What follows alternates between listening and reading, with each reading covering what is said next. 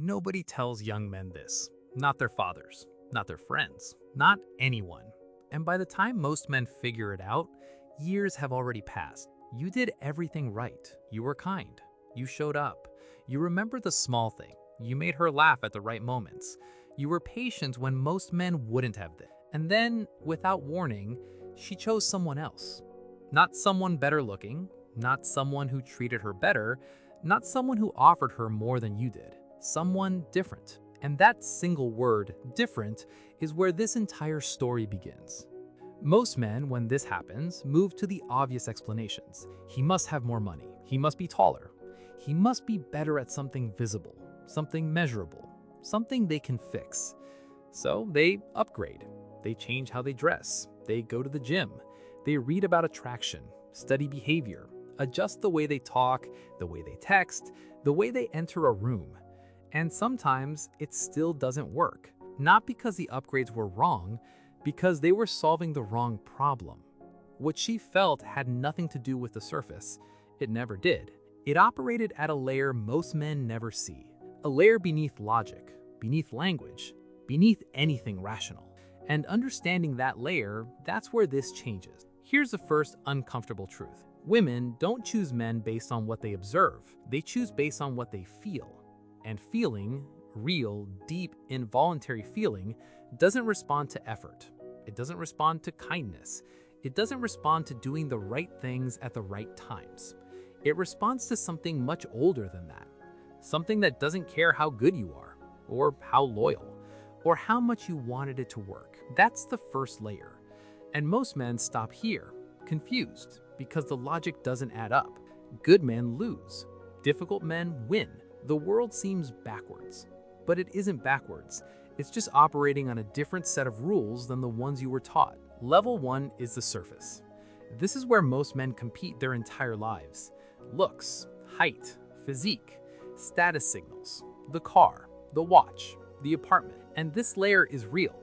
It exists, it matters, but only as a filter, not as a decision. She might notice the surface. She processes it quickly, automatically, and moves past it.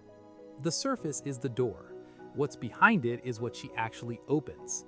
Most men never realize they've been spending years renovating a door no one was looking at. Level 2 is the signal. Every man sends a signal, constantly, without knowing it. Not through words, not through appearance, through behavior.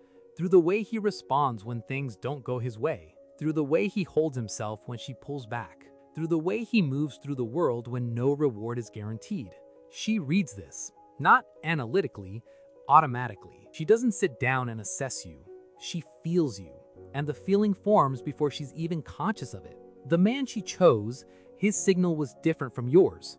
Not louder, not more polished, not more rehearsed, just different in one specific way. His presence communicated something that yours didn't, and she felt it the way you feel a temperature change in a room.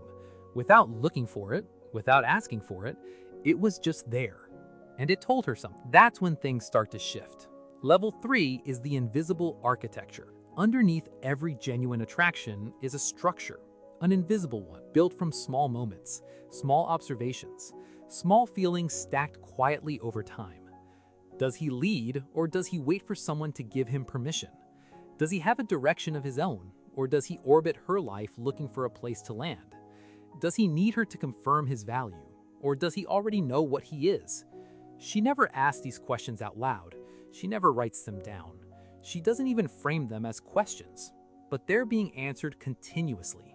Every interaction, every silence, every small moment of pressure. The man who always agreed, who adjusted himself to keep her comfortable, who made her the center of everything he was doing, he didn't feel weak because he was weak.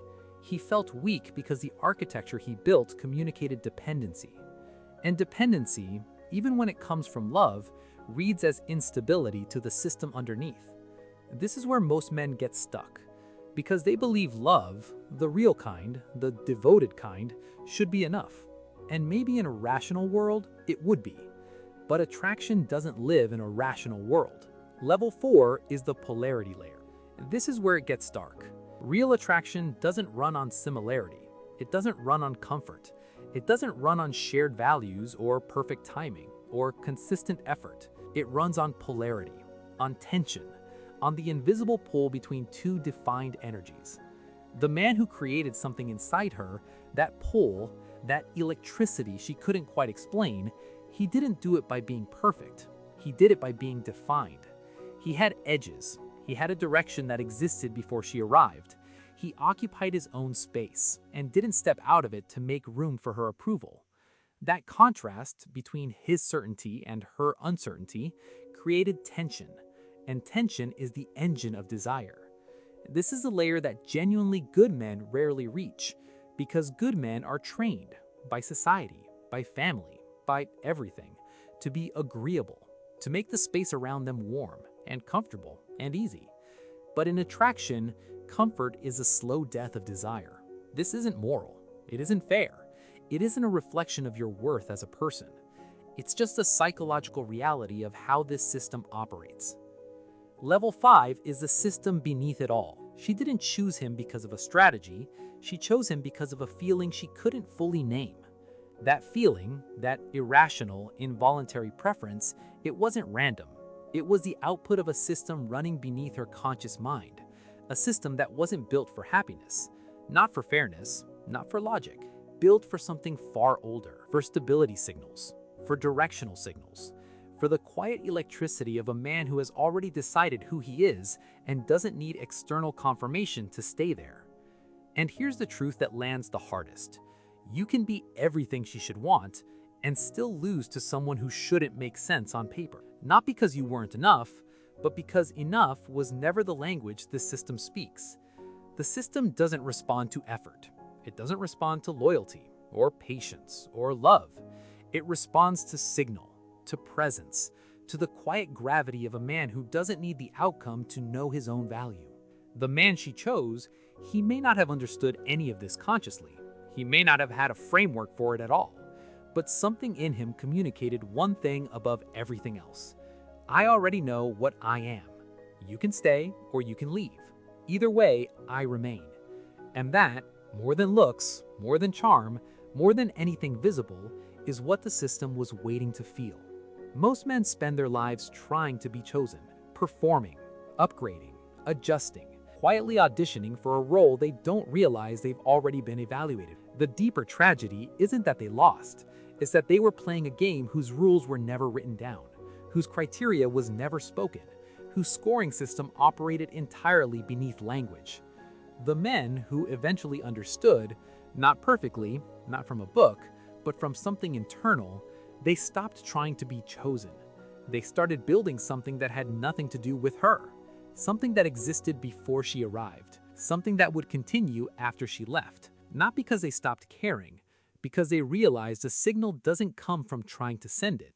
It comes from becoming someone who doesn't need to. And that shift from performing to becoming is the one that changes everything. Here's what's unsettling about all of this. She already knew. Not with words, not with reasoning, but somewhere beneath it all, in the part of her that processes signals without language, she already knew who you were. Before you made a move, before you said the right thing, before you did everything a good man is supposed to do, the answer was already forming. Not based on what you looked like, based on what you radiated. And that, quietly, invisibly, without a single word spoken, is what she chose.